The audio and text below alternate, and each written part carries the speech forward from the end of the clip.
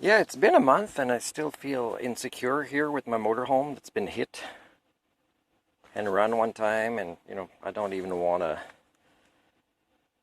waste my time with ICBC anymore. The insurance companies all around the world are getting worse.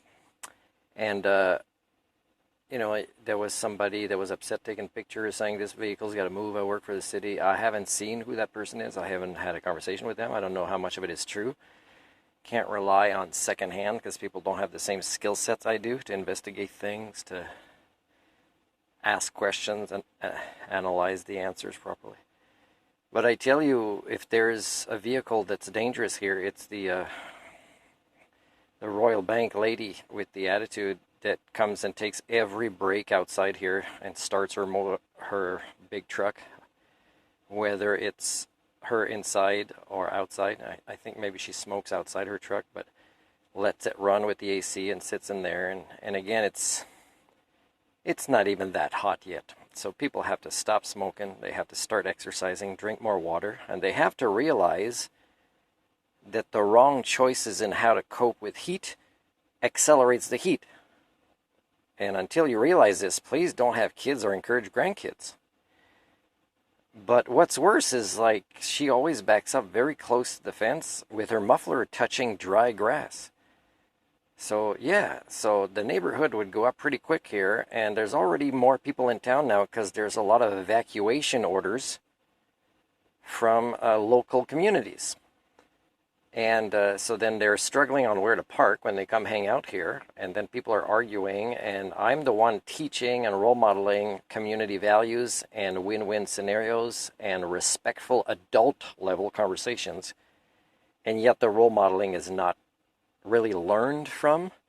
And I've already made attempts myself to achieve some of this sense of security to be parked here by introducing myself to the bylaw officer, wanting to volunteer for citizens on patrol. Still, after weeks, I haven't heard anything.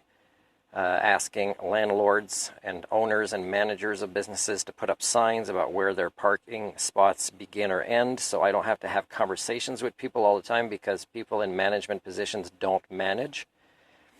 So again, it's people primate Anthropocene creating accelerations of behaviors. And when I address them as respectfully as all my skill sets allow, there's still a defensiveness.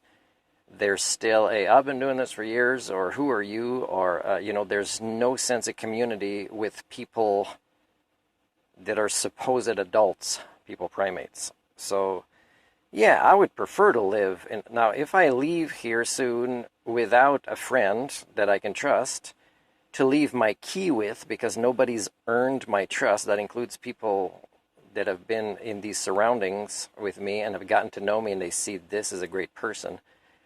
You know what's weird that's been happening more and more? This could be under who is this Martin Parizeau. This Martin Parizeau is a very trustworthy person, and people receive free help from me and free supports, and yet they'll still claim that one of the reasons they don't give back in win-win scenarios, that they're not supportive of me, they're not helpful, they're not community-minded, is they'll say they don't trust me. Who the do you think you are when I can give you a criminal record check, and I've been role modeling for weeks and weeks, and you accept my help as somebody that you don't trust? But when it's time for you to be considerate of me as I explain the concept of referencing the outside world to you, that, for example, if you don't want me to refuse shifts as a colleague so that you are not called, you might not want to interfere with my sleep. After I've repeated many times, I need my sleep in those times. So I don't know what to tell you guys, but you are going further and further down the spectrum of egocentrism. So am I surprised that nobody signed up for the opposite of that spectrum for worldviews that is ecocentric? After 3.5 years, of course nobody signed up. Everybody's gone with the flow during the Anthropocene, which is related to what's wrong up here with our species, and are going towards egocentrism at a pace that fits the norm.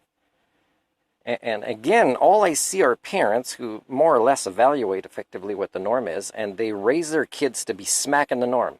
And I can tell you, as the professor of sociocybernetics, that this creates a devolution of the human condition. It lowers human standards. When you aim your kids to be in the norm, and sometimes how adults define the norm is based on them, which is way below the norm a lot of time. That means your kids, that you don't want to evolve more than you, and you actively do this, whether it's consciously or not, is you are speeding up. It's one of the various phenomenon feedback loops that I could explain as the professor of socio-cybernetics. But again, I don't want to teach you socio-cybernetics. You're too dangerous as a species. The Anthropocene is your species being anti-life, corrupting life, destroying life, devolving life on this planet, including yourselves. So of course I'm not teaching you socio-cybernetics. It'd be the same fear as AI algorithms being used by bad people. Guess who the bad people are during the Anthropocene? 99.996% of you. If I had ever met and collaborated with a human standard level university on Vancouver Island, my goal from 20 years ago was to go there and create 3 programs. A bachelor's, which was the same, just one type of bachelor's, one type of master's, and one type of PhD. The PhD would have been related to socio-cybernetics after people excel and demonstrate altruism, for example, sentience and sapience at human levels in the first. 2, post-secondary degrees. So an undergraduate, by the way, is a bachelor's. A graduate is a master's. And a postgraduate is a PhD. Then there's even post-PhD. In case you didn't know it, there's plenty of people that work in post-secondary institutions who don't know this. So what I wanted to say is, to finalize this topic, is what I wanted to offer the world in my goal to go to Vancouver Island in 2002 was to get away from a toxicity and then maybe create, as I worked on myself. I knew I needed to work on myself.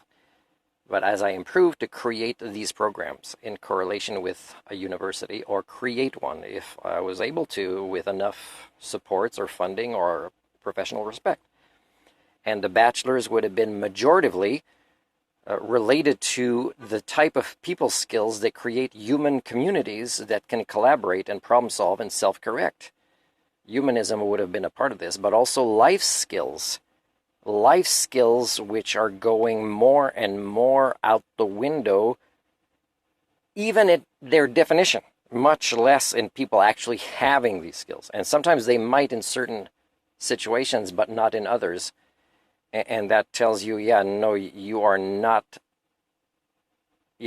capable of thinking that you don't need more lessons. You need more. You need to practice, and you need to hang out with people that want to do the same. And then eventually your skill sets become the norm. Well, people that claim that they don't need this or teach this or know what life skills are, as I've defined it in my blogs, which is not me creating it, it's a definition that's already out there, it's going extinct. And it's actually one of the big things that would make us human. So in a way, we're going extinct up here, although there's little zombie bodies moving around that will soon need to digest more toxins and plastics to clean up the environment. So maybe that's why we're not dying. Maybe the biosphere requires us to be little bottom aquarium feeders and clean up stuff that we've screwed up before, more of us maybe die by percentage of, the natural world taking care of us as a destructive force to life on this planet. The master's degree would have been related to worldview. So again, moving away from the egocentrism and towards eco. Now, there's a lot of worldviews on the way, and all of them would have needed to be analyzed. And there's always in all of these personal development. That means you need to make progress, because a lot of it is actually demonstrating the skills, undoing a lot of the traumas and deficiencies of your past. Because if you take this training, there's no way you're not coming with baggage of also having been born in a non-human community and not having had the role models for these things. You'd be starting from scratch. You'd be having to totally empty a cup, except you can't empty your traumas out or your domestication out overnight. It needed to be very much incorporated with the journey of personal development, this bachelor's and master's. Now, with intellectual laziness growing and also people just fighting back solutions while complaining about problems, but facilitating this status quo of problems and therefore accelerating it, and then creating new generations of children who are even more dysfunctional in their minds, which makes adults happy because it makes them feel better about themselves, is again a socio-cybernetic feedback loop that is a positive one in the sense that it accelerates a phenomenon.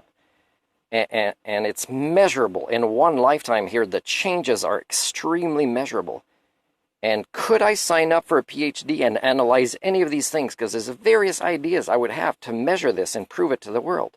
No, nobody would ever. I dare any university say, Martin, we'll take you on as a PhD student.